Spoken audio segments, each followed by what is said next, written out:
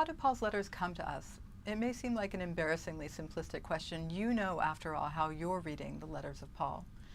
You're probably reading them as a book between covers, but when we think about it, there are various kinds of Bibles and Bible translations, various kinds of books, and Bible publishing is a major industry in the U.S.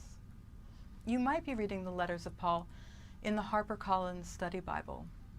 The cover of it is an aged parchment color to remind you perhaps that this is an ancient and venerable text, or maybe to emphasize that this version of the Bible is used for people to understand the ancient historical context.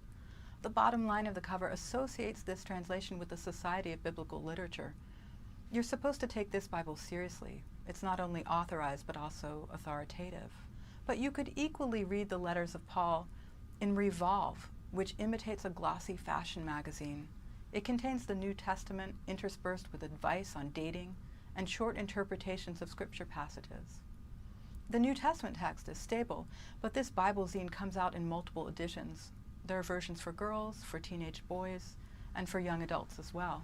These two very different examples, the HarperCollins Study Bible on the one hand and Bible zines on the other, help us to think about the Bible and Paul's letters as objects, just as we've been thinking about the materiality of letter writing in the ancient world.